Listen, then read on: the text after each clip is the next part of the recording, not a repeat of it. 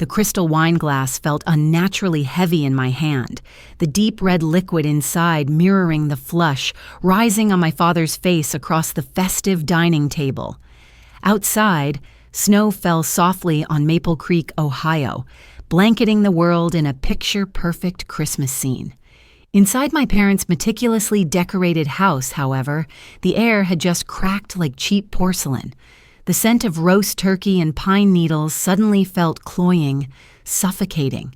My father, Frank Rossi, had just slammed his linen napkin down beside his half-eaten plate. His voice, thick with anger and wounded pride, still vibrated in the sudden, shocked silence. "If you can't respect the decisions made in my house, Olivia, especially on Christmas, then maybe you're no longer part of this family." The words hung there, suspended over the gravy boat and the cranberry sauce, more shocking than any hurled insult. No longer family. My stepmother, Karen, seated beside him, pursed her lips, a tiny, almost imperceptible smirk playing at the corners before she smoothed her expression into one of feigned maternal concern, reaching out to pat Frank's trembling hand. My younger brother, Leo, the perennial golden child, suddenly found the pattern on his dinner plate intensely fascinating, refusing to meet my gaze. "My name is Olivia Rossi. I'm 39 years old. I'm a senior software engineer living a successful, independent life 3 states away in Chicago. And on Christmas Day, surrounded by expensive gifts I had bought, eating a meal I had largely paid for, in a house whose mortgage payments I had significantly contributed to for years, my own father had just disowned me. Why? Because I'd calmly, respectfully refused his and Karen's latest request, a 5-figure sum for a non-essential kitchen renovation they'd sprung on me between the appetizer and the main course. No longer family. The phrase echoed in the cavernous space that had just opened inside my chest.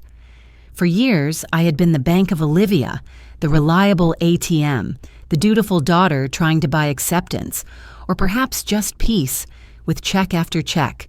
The pain of his words was sharp, visceral, like a physical blow. But underneath the searing hurt, something else clicked into place. A switch flipped. A cold, hard clarity settled over me. If I wasn't family, then the obligations, the endless one-way street of financial support, the entire premise of my relationship with them, it was all null and void. The Bank of Olivia wasn't just closing for the holidays, it was closing permanently, and it was time to make some significant withdrawals. My role as the family benefactor hadn't started overnight. It crept up gradually, insidiously, after my own mother passed away from cancer when I was 21, still in college. Dad remarried Karen, a woman 10 years his junior with expensive tastes and a talent for passive aggression, about 2 years later. Initially, my contributions were small, understandable things. Helping Leo, who was still floundering with community college tuition for courses he inevitably dropped. Pitching in for a new water heater when the old one unexpectedly died, contributing generously to birthdays and anniversaries.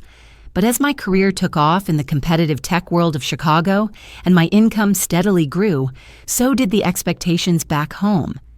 Frank took early retirement from his plant manager job, citing stress. Though his golf game seemed unaffected, Karen, who hadn't worked outside the home since marrying Dad, developed a penchant for online shopping and home decor magazines. Leo remained Leo, drifting between part-time gigs, always needing a loan for rent, car trouble, or some harebrained business idea that never materialized. Slowly, surely, I became the de facto financial pillar. It wasn't just gifts anymore. It escalated. There was the substantial help with the down payment on their current larger house 5 years ago, a house frankly bigger than 2 retirees needed. Then came the hushed requests to help out with the monthly mortgage payments during tight months, which somehow became almost every month. There was the brand new top-of-the-line SUV Frank had to have for his retirement comfort, a car I ended up co-signing for and making payments on for over a year, conveniently kept registered in my name for insurance purposes, Karen had sweetly explained. The list went on and on. The massive flat-screen TV dominating their living room, my Christmas gift 2 years prior, the gleaming stainless steel side-by-side refrigerator, my housewarming contribution when they moved, the high-efficiency washer and dryer set, my just because present after Karen complained about the old ones. I found myself automatically paying their bundled internet, cable, and home phone bill because it was easier to keep it on my account after I set it up for them initially. There were the property tax payments I covered more than once when Frank claimed the assessments were highway robbery and money was a bit short. There were the expensive dinners out Karen always hinted at wanting to try, the weekend getaways they took, paid for by checks I dutifully sent, the designer handbag she'd sighed over in a catalog right before her birthday. And always, there was Leo. Bailouts for overdue bills, seed money for ventures that evaporated, covering his car insurance because he couldn't afford it right now. He took it all with a shrug and a mumbled, "Thanks," as if it were his birthright. For years, I told myself I was doing it out of love, out of duty, out of respect for my father, and a desire to maintain family harmony after Mom's death. I wanted them to be comfortable. I wanted Dad to be proud of me, even if his pride often manifested as gruffness or awkward silence. But deep down, a growing resentment simmered. The thank yous became rarer, the expectations more blatant. Any attempt on my part to gently push back, to suggest Leo needed to stand on his own feet, or to question a particularly extravagant purchase Karen was angling for, was met with hurt looks, accusations of being ungenerous or forgetting where I came from, or passive-aggressive comments about how different my life was now, how I didn't understand their struggles. Karen was a master at the guilt trip, often relaying Frank's supposed disappointment in my perceived lack of support.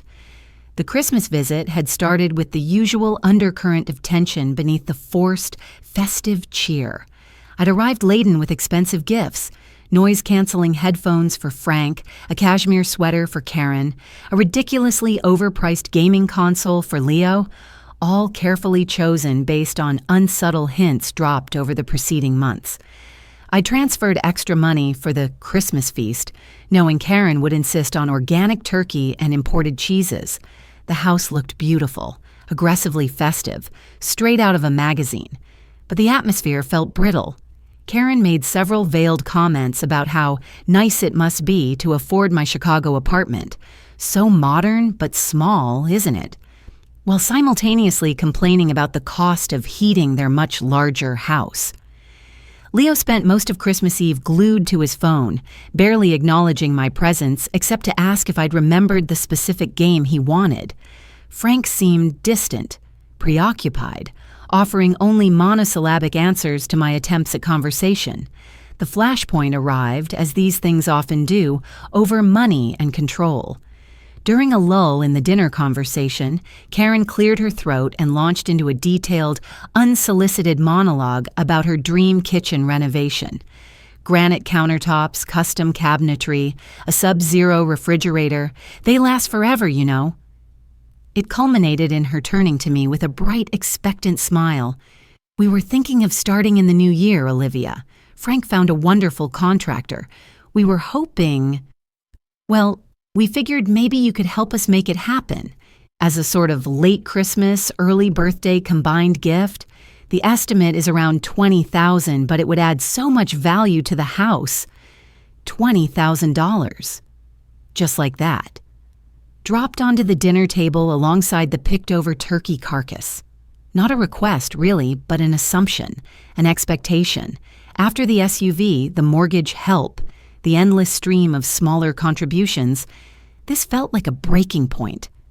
I took a careful sip of wine, choosing my words deliberately. "Karen, Frank," I began, keeping my voice calm and even. "That sounds like a lovely project, but honestly, $20,000 is a huge amount of money. I can't commit to something like that right now. My own finances..." Karen's smile tightened instantly. "Oh? But Olivia, dear, surely with your job. And it's an investment in the house, your father's house, ultimately. The implication was clear. My money was essentially their money, and I was being selfish by withholding it. Frank jumped in, his voice already rising. What do you mean you can't commit? It's for the house, for your family. What else are you spending all that money on in the big city? I have my own expenses, Dad, I countered, trying to stay reasonable. My own mortgage, student loans still, saving for retirement. And besides, I added, perhaps unwisely deciding to address another simmering issue, I also have plans right after New Year's. I booked a trip with friends months ago, remember I told you, so I can't stay longer to help oversee contractors or anything like Karen asked earlier. That combination, refusing the money and asserting my own plans that didn't revolve around them, was apparently unforgivable. Karen looked genuinely aghast. Frank's face flushed a dangerous shade of crimson. A trip, Frank scoffed, leaning forward aggressively. You prioritize a trip with friends over helping your own family improve their home? Is that what this is about? You think you're too good for us now, Miss High-Flying Software Engineer? Too important to spend time here or lend a hand when needed? That's not fair, Dad, I protested, feeling the familiar sting of his disapproval. I'm here now for Christmas. I contribute constantly, but I also have my own life. Your life, he shot back, his voice dripping with scorn. Karen subtly egged him on with murmured agreements. Your life seems to involve forgetting where you came from, forgetting your responsibilities. We raised you, gave you everything. And I've tried to give back, I insisted, my voice rising now too, the years of resentment finally bubbling over. I've paid for half the things in this house. I practically subsidize Leo. When is it enough? Enough, Frank roared, pushing his chair back abruptly. It's never enough when it comes to family, but clearly you don't see it that way anymore. You waltz in here with your city ways and your big salary, judging us, refusing simple requests. He threw his napkin down with force. And then came the words, delivered with the cold finality of a guillotine's blade. If you can't respect the decisions made in my house, Olivia, especially on Christmas, then maybe you're no longer part of this family.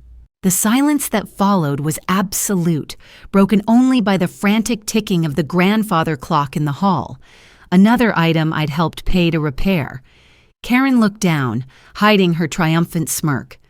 Leo stared resolutely at his mashed potatoes. My father glared at me, chest heaving, daring me to argue, to plead. But something inside me had irrevocably snapped. The years of trying, of placating, of buying affection, it all felt utterly futile, humiliatingly pointless. I didn't cry, I didn't scream. I simply stood up, my legs feeling surprisingly steady. I picked up my wine glass, took a final sip, and placed it gently back on the table. My eyes swept over their faces one last time. Karen's smug satisfaction, Leo's cowardly avoidance, Frank's righteous, blind anger. Without a word, I turned, walked to the coat closet, retrieved my winter coat and handbag, and let myself out the front door into the silent, swirling snow of Christmas night. The festive lights outlining the house suddenly looked garish, mocking.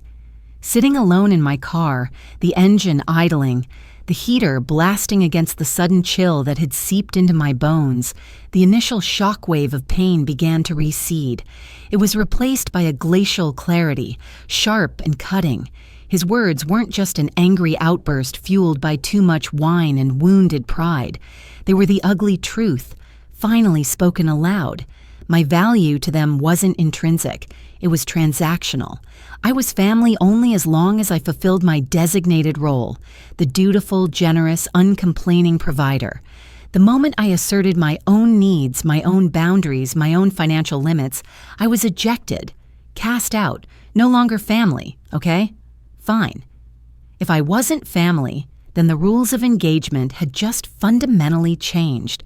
The endless stream of financial support wasn't just paused, it was terminated, effective immediately, and the significant assets my money had purchased, assets held within their home but legally or demonstrably mine. They were coming back with me, not primarily for their monetary value, though that was considerable, but for the principle, for the sheer staggering injustice of it all, for the betrayal that cut deeper than any knife. The Bank of Olivia was officially closed for business. It was time to liquidate the assets and balance the books. The 3-hour drive back to Chicago through the snowy darkness was fueled by caffeine and a cold, methodical rage. By the time I unlocked the door to my own quiet, comfortable apartment, paid for entirely by my own hard work, the plan was already taking shape. This wouldn't be an emotional, impulsive act of revenge. This would be calculated, precise, and legally sound. The day after Christmas, typically a lazy day of leftovers and new gadgets, became my day of reckoning. I didn't wallow. I got to work. First, I pulled out the shoe boxes and digital folders where I meticulously kept records, a habit ingrained by years of tracking complex software projects. Bank statements going back years, highlighted transfers clearly marked Dad, Karen, mortgage help, Leo tuition, Frank SUV payment, credit card statements showing the purchase of the 70-inch OLED TV, the Bosch dishwasher, the Weber grill, the high-end espresso machine Karen suddenly couldn't live without, emails confirming payment for family vacations I hadn't attended, copies of receipts for furniture, electronics, even landscaping work I'd paid for. Most importantly, I found the paperwork for the SUV, still legally registered solely in my name. The title clear, held safely in my Chicago filing cabinet. That was leverage. Next, I spent hours online, accessing my various accounts. The recurring monthly payment for their ridiculously expensive cable internet phone bundle? Canceled, effective immediately. The shared family streaming accounts, Netflix, Hulu, HBO Max, all under my primary email and paid by my credit card. Passwords changed, payment methods removed. The automatic transfer labeled monthly family support? Deleted. I even logged into the electric company portal and removed my bank account as the auto pay source for their address, reverting it back to paper billing sent directly to them. Petty? Perhaps. But if I wasn't family, I certainly wasn't paying their utility bills. The following morning, December 27th, I contacted my lawyer, Catherine Bell, a sharp, pragmatic attorney who had handled my condo purchase in Chicago. I laid out the entire situation, starting with the Christmas dinner declaration and ending with my desire to legally reclaim my property and cease all financial ties. Catherine listened patiently, asked clarifying questions, and then outlined a clear, legally defensible strategy. "Okay, Olivia," she said, her tone professional but empathetic. "Emotionally, this is brutal. Legally, it's fairly straightforward for some items, more complex for others. The SUV in your name? We can arrange for its lawful retrieval. Items you have clear receipts for, showing you purchased them, you have a right to reclaim your personal property. The recurring bills you've canceled? Perfectly within your rights. The trickier part is recouping the mortgage contributions or down payment help. That likely falls under gifting in the eyes of the law unless you had a written agreement stating otherwise, which I assume you don't." "No," I admitted. "It was all just understood."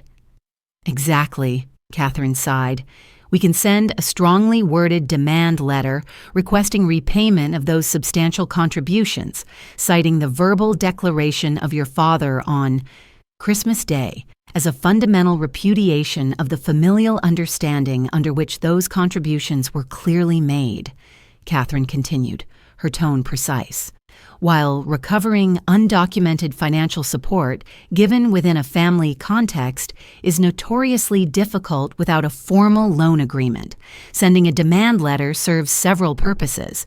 It puts them on formal notice. It clearly states your position regarding the no longer family declaration and its consequences. And it adds significant psychological and potential financial pressure, especially if they ever intend to sell or refinance the house.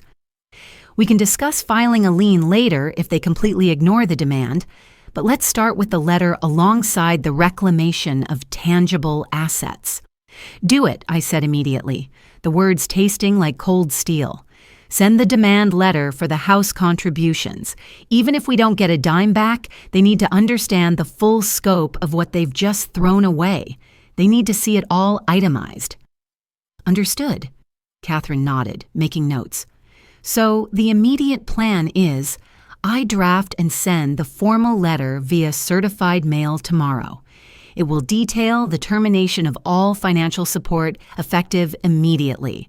Reference your father's statement, demand repayment of the documented contributions towards the real estate amounting to X dollars. We'd calculate the rough figure later based on my records, and state our intention to reclaim specific items of personal property belonging to you. We will give them a firm deadline, say 72 hours from receipt, to contact my office and arrange a mutually agreeable date and time within the next 7 days for you or your designated agents to retrieve these items peacefully. The letter will also explicitly state that the SUV, legally titled in your name, must be made available for retrieval at that time, keys included, and if they refuse to cooperate on a date, or refuse entry, I asked, anticipating the inevitable drama. Then we proceed to the next step, Catherine said calmly. For the personal property inside the house, we might need to file a small claims action for replevin, an order to recover personal property. For the vehicle titled in your name, it's simpler. We can potentially arrange for a lawful repossession, although giving them the chance to hand it over voluntarily first is cleaner and advisable. Let's cross that bridge if we come to it. Often, a strongly worded letter from an attorney outlining the legal consequences is enough to compel cooperation, however grudgingly. She paused, looking at me intently. Olivia, are you prepared for the emotional fallout of this? Physically going there, overseeing the removal of items. It won't be easy, regardless of your anger. I know, I said quietly, but my resolve didn't waver. They declared the terms on Christmas Day. I'm just accepting them. I'll arrange for professional movers to handle the physical removal. I just need to be there to supervise, with you or someone from your office present if possible. Absolutely, Catherine confirmed. My paralegal, Ben, can accompany you, and I'll be available by phone throughout. We'll make sure everything is documented, orderly, and strictly adheres to the list outlined in the letter. The plan felt cold, surgical, and utterly necessary.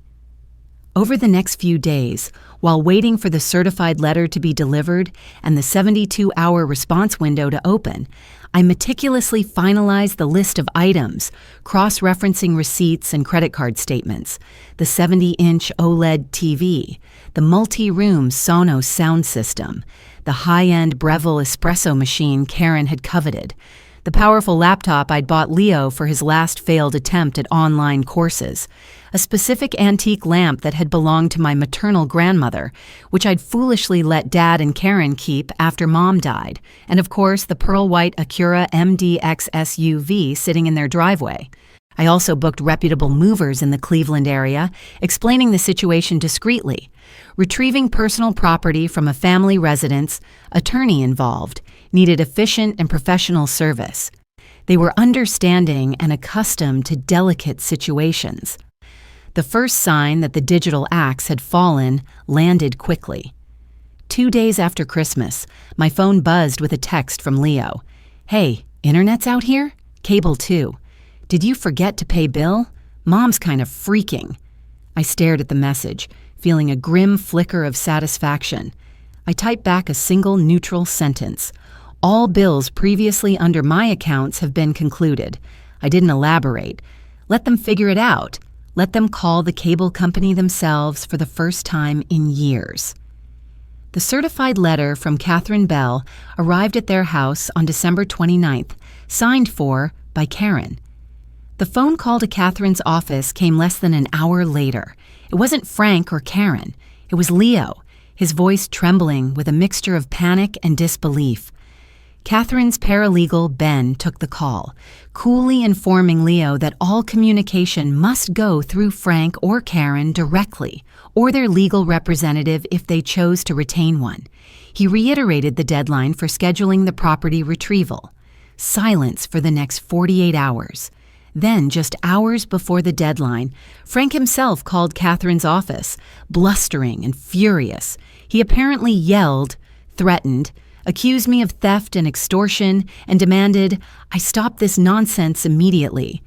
Catherine, patched in by Ben, calmly informed him that the property listed belonged legally to me, that my actions were a direct consequence of his Christmas Day declaration, and that if they refused to schedule a retrieval time, we would pursue legal remedies, including vehicle repossession and potential court action, which would likely prove far more inconvenient and costly for him. She reminded him the clock was ticking. Faced with unshakable legal resolve, Frank grudgingly agreed to a date, the following Tuesday, January 2nd, between 10 a.m. and 1 p.m. He hung up abruptly without another word. The morning of January 2nd dawned cold and gray. The 3-hour drive from Chicago back to Maple Creek felt like traversing enemy territory. My stomach was a knot of anxiety, anger, and a profound, aching sadness. This wasn't how I'd ever envisioned returning to my childhood orbit. Ben, Catherine's calm and capable paralegal, met me at a coffee shop near the exit, along with the 2 movers I had hired. We reviewed the plan one last time. Ben would handle all interaction with the family. The movers would follow his and my direction on the listed items only, and I would supervise from a slight distance, intervening only if absolutely necessary. We had copies of the receipts, the vehicle title, and the attorney's letter. Pulling up to the house on Elm Street felt surreal. It looked the same. The familiar brick facade, the neatly trimmed hedges, likely paid for by me, the wreath still hanging on the front door from Christmas. But the feeling was entirely different. Hostile. Alien. Frank's car was in the driveway, but the Acura SUV was parked on the street directly in front of the house, almost like a blockade. As we pulled up behind it, the front door opened, and Frank, Karen, and Leo emerged onto the porch, a united front of simmering resentment. Frank stood stone-faced, arms crossed. Karen clutched a tissue, dabbing theatrically at dry eyes. Leo hovered behind them, looking wretched. Ben got out first, introducing himself politely but formally. Mr. and Mrs. Rossi, Leo. I'm Ben Carter from Catherine Bell's law office, representing Olivia Rossi. We're here as scheduled to retrieve Ms. Rossi's personal property as outlined in the letter dated December 28th. The movers are here to ensure this is done efficiently. This is ridiculous harassment. Karen immediately choked out, brandishing her tissue. Taking things back like some common thief. Olivia, how could you? I stayed near the moving truck, letting Ben handle it. Ma'am, we are simply retrieving items legally belonging to Ms. Rossi, Ben stated calmly. We have documentation for everything on our list. We'd appreciate your cooperation to make this process as smooth as possible. Frank stepped forward, his face tight with fury. You're not taking anything out of my house without a court order. Actually, Mr. Rossi, Ben countered, holding up his folder. For personal chattel like this, especially with clear proof of purchase, a court order isn't initially required for reclamation. Refusing access could, however, lead to one, along with potential costs assessed to you. And as for the Acura MDX, he gestured to the SUV on the street, it is legally titled in Ms. Rossi's name. We require the keys immediately, or we are authorized to have the vehicle towed and retrieved. The mention of towing seemed to momentarily deflate Frank. He glared at me, then spat, Fine, take the damn stuff, see if I care. But you, he jabbed a finger towards me, don't you step 1 foot inside this house. That won't be necessary, Ben replied smoothly.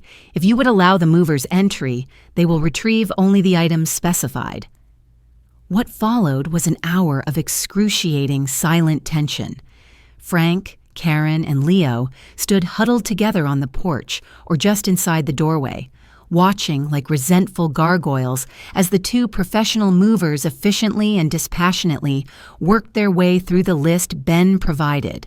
First, the massive 70-inch TV was carefully unmounted from the living room wall, leaving a gaping, dusty rectangle. Karen let out a small gasp as it was carried out. Next, the components of the Sonos sound system were unplugged and packed. Then came the high-end espresso machine from the kitchen counter, Karen's pride and joy. She actually let out a sob as that was carried past her. The movers went upstairs and retrieved the expensive laptop from Leo's messy bedroom. He winced, but said nothing. They located the antique lamp that had belonged to my grandmother in the guest room. Karen shot me a look of pure hatred as that was carefully wrapped and removed.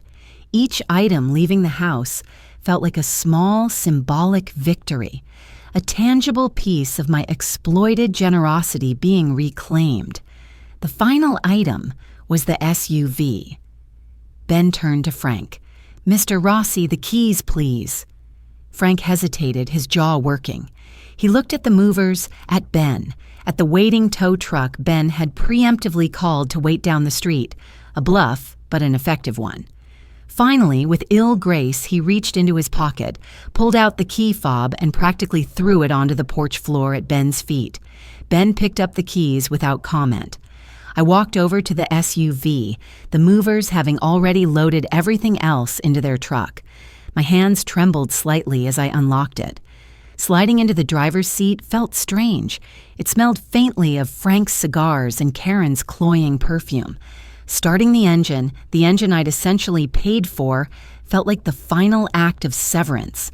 As I prepared to pull away, Karen rushed towards the car window, her face tear-streaked. Real tears this time, perhaps. "Olivia, please, don't do this. Think about your father. Think about family." I looked at her, then passed her to Frank, standing rigid on the porch, his face unreadable, and Leo staring at the ground. "He told me I wasn't family, Karen," I said quietly, my voice surprisingly steady. "I'm just taking him at his word." I put the car in drive and pulled away from the curb, not looking back in the rearview mirror. The moving truck followed behind me. Leaving Elm Street that day felt like closing a heavy iron door on my entire past. The weeks and months that followed were a strange mixture of liberation and lingering grief. Back in Chicago, surrounded by my own things in my own space, I felt an overwhelming sense of relief. The constant low-grade anxiety about the next financial request, the next guilt trip, was gone. My bank account, no longer hemorrhaging funds to support 3 other adults, began to recover. I started saving more aggressively for my own future, planning trips I actually wanted to take, investing in my own retirement, things that had always felt secondary before. The silence from Ohio was absolute. No calls, no texts, no emails, not even through lawyers. It was as if the Rossi family of Maple Creek had ceased to exist in my universe, and I in theirs. The demand letter regarding the house contributions, as Catherine predicted, went unanswered. We decided not to pursue a lien or further legal action on that front. The emotional cost was too high, and the point had been made. My victory wasn't in recouping every dollar, but in severing the toxic cord and reclaiming my independence. Yet, amidst the newfound freedom, there were pangs of sadness. Catching sight of a father and daughter laughing together on the street could trigger a sudden ache. Holidays felt particularly strange, quiet, tinged with the ghost of what family was supposed to be. I focused on building my chosen family. My close friends in Chicago, colleagues who respected me for my skills, not my bank balance. I threw myself into my work, finding satisfaction in solving complex problems, in building things that lasted. News of the family trickled back eventually through the grapevine of distant relatives who apparently felt compelled to report back to my cousins, who then relayed it, hesitantly, to me. Frank and Karen had apparently been forced to make significant lifestyle changes. The house felt empty, Karen constantly complained. They had to sell Frank's beloved and much older second car to make ends meet. Karen had reportedly taken a part-time job as a receptionist, something she hadn't done in decades, and was apparently miserable. Frank was grumpier than ever, struggling with the loss of status and the inability to maintain the facade of the comfortable retiree. Leo, unsurprisingly, was still drifting, now without the safety net of his sister's bank account, and apparently crashing on their couch more often than not, adding to the household tension. The kitchen renovation, needless to say, never happened. Their world had shrunk, forced back into the confines of their actual means. Hearing this didn't bring me joy, only a weary confirmation that their lifestyle had been built on a foundation of my unwilling subsidy. Standing in my bright, airy Chicago apartment months later, looking out at the glittering skyline, a view I'd earned entirely on my own, I didn't feel regret. Only a profound sadness for the family I wished I'd had, the father I wished Frank could have been. But the anger had mostly dissipated, replaced by a quiet certainty. My actions on January 2nd weren't born of spite. Not really. They were a necessary consequence, a direct response to being fundamentally rejected. When someone draws a line and tells you you're on the other side, you have to believe them and act accordingly. Generosity requires reciprocity, or at least respect, to be sustainable. Mine had received neither. I had lost the family I was born into, yes, but in doing so, I had finally, fully claimed ownership of my own life, my own worth, my own future. Sometimes the most expensive lessons are the ones that grant you the most profound freedom. Then, a few months after the dust had seemingly settled, on my 39th birthday, something unexpected arrived. Tucked amongst the usual junk mail and bills was a plain white envelope with no return address, postmarked from Maple Creek. My heart gave a strange lurch. Inside was a generic birthday card, the kind you find in any drugstore. No printed message, just one short sentence scrawled awkwardly in handwriting I vaguely recognized as Leo's. "Dad really misses you." That was it. No apology, no explanation, no context. Just those 4 ambiguous words. "Dad really misses you." Was it true? Was it a clumsy attempt at reconciliation initiated by Leo? Or worse, was it another calculated manipulation, orchestrated by Frank or Karen through their perpetual pawn, designed to test my boundaries, to see if the Bank of Olivia might consider reopening even just a crack? Holding the card, the cheap paper suddenly feeling heavy with implication, I'm faced with yet another choice in this ongoing saga. What should I do with this card? Throw it away and don't give it a second thought. It's meaningless without accountability. It's likely just another manipulation attempt or Leo's misguided sentimentality. Engaging in any way, even mentally, risks reopening a door that needs to stay firmly shut. Maintain the hard-won boundary at all costs. They made their choice on Christmas Day. B. Keep the card, don't respond, but acknowledge the flicker of complexity. While not excusing anything, the message, however inadequate, represents some form of contact, a possible crack in the wall of silence. Keeping it doesn't mean forgiveness or reconciliation is possible or even desirable, but perhaps it serves as a poignant, complicated reminder of the fractured ties and the enduring, messy reality of family, even one you've disowned. Acknowledge the flicker, then put it away and move on.